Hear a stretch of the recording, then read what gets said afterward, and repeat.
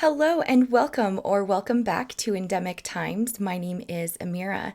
There's been a lot of new recent developments in Uvalde, Texas in the aftermath of the May 24 shooting that took the lives of 19 children and 2 teachers. With all that's been coming out, I wanted to take some time to go over all the details and provide you with an update. But before I do, please hit that like button or dislike button, depending on your preference. And let me know down in the comments below what your thoughts are on this story and all of these new revelations that have been coming out of Uvalde, Texas. Also, please make sure to subscribe, share, and hit that notification bell so that you get notified when I have new videos coming out. I want to thank all of my subscribers for all of your support. Now let's get into these recent developments. On Friday, October 7th, it was announced that the entire CISD police department was suspended, which means that the district will, for some time, operate without its small cadre of officers. The district asked for additional officers from the Texas Department of Public Safety to provide security for its schools. The suspended police department consisted of 5 officers, including Lieutenant Hernandez, who took over for the infamous Pete Arredondo. Lieutenant Hernandez, as well as another district employee, were placed on administrative leave, and that was Ken Mueller. Mueller was the director of student services and decided to retire, stating that it was completely his choice and that he will stay through the end of the year until a new superintendent is named. Mueller's retirement was the subject of a closed-door meeting that happened on Monday, October 10th. The lead up to this extreme and frankly warranted action by the district was supported by local families that had been holding a round-the-clock vigil outside the school district headquarters, calling for change. Their presence outside the headquarters had been going on for over a week, and a scheduled town hall meeting had subsequently been canceled because of their presence outside. The bigger and more alarming aspect of this entire situation is why the families were protesting in the first place. As we all know, these families have been devastated by the horrific shooting and loss of life that occurred primarily due to the inaction by officers at the scene.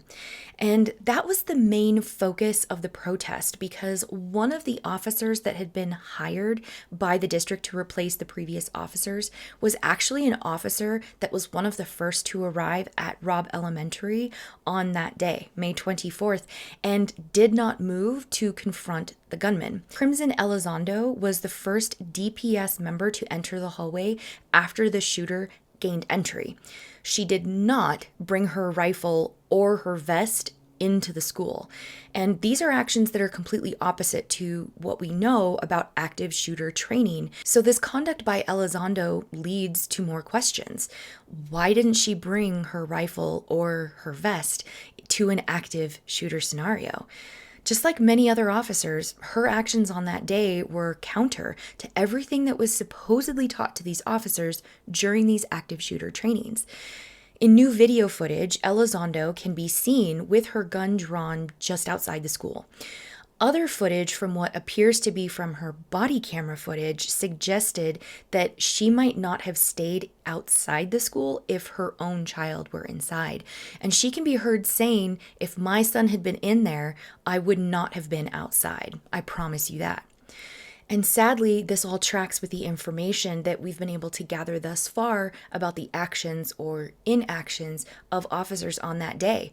There were multiple reports of officers grabbing their own kids out of windows and other classrooms rather than engaging and eliminating the threat, which was all part of their active shooter training. Where things get more confusing and concerning is that Elizondo was only fired after the new video footage surfaced, with the district facing questions about how much they knew about her role in the May 24 shooting. Lieutenant Hernandez, who is now on administrative leave, was directly involved in her hiring and had been informed that she was one of several officers who were under investigation by state police into actions inconsistent with training and department requirements. This means that Lieutenant Hernandez knew Elizondo was under investigation for actions inconsistent with training and department requirements, which is the very thing that the district was criticized for in the Texas House of Representatives Investigative Committee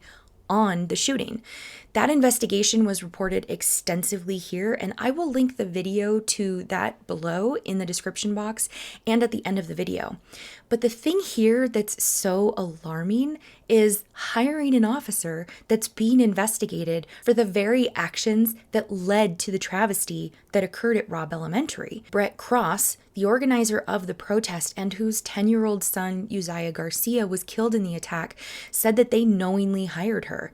Victims' families said that her hiring puts into question the credibility and thoroughness of the UCISD's HR and vetting practices, and it confirms what sadly they have been saying all along, that the UCISD has not and is not in the business of ensuring the safety of our children at school.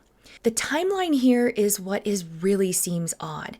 Elizondo had resigned from DPS to work for the Uvalde schools. And by resigning, she was no longer subject to any internal discipline or penalties. So when we take a step back from this and we look at the broader picture, what it looks like, knowing what we know about qualified immunity for police officers and simply the serious lack of recourse and action that is taken against officers that act against their training practices, what it looks like is that Elizondo and DPS knew she would be subject to investigation for her actions or inactions. So in order to subvert the system and not thinking that the families and citizens of Uvalde would notice, they just put her as an officer at the very district for which she and 3 other officers failed to act in accordance with their training. I admit that I'm making an assumption here. As someone who has seen the inner workings of human resources, personnel transfers, and just the overall tendencies of supervisors and superiors at the very top, and knowing that this district has been having issues with hiring new officers, I think they were just taking an easy out. And that's why this is so egregious. This is in a district that has already seen catastrophe this year. Not having the proactive forward thinking that 1, the people are going to find out, and 2, that these students of both Uvalde and across the country deserve to have safety and officers that are willing to do the hard work. The victims' families are taking this incredibly seriously and are going to continue because, as one family member said, we have a lot of siblings of the deceased that go here. We want to make sure our kids are secure and protected, and we want to make sure that the people protecting them are willing to protect them. Families have seen a little bit of credibility and they have acknowledged that it's a win, a small win, but for many, they are not done.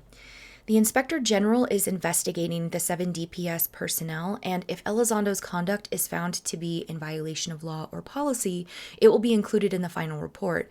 But will she and the other officers that failed to act on that day see any real reprimand? Probably not. Lastly, the Texas Police Chiefs Association is continuing its investigation and reviewing how the district police department is managed. The results will guide the rebuilding of the department and the hiring of a new police chief. This is a lot of information that seems to just be par for the course following this sad, unfortunate, and honestly just unnecessary loss of life that occurred because these officers failed to act. The families are still suffering and in need of answers. Here's hoping that as these and other investigations continue, that families and the community can find some solace. So thank you so much for watching. If you liked this video, please give it a thumbs up, subscribe, and share with those that you think might find this information helpful.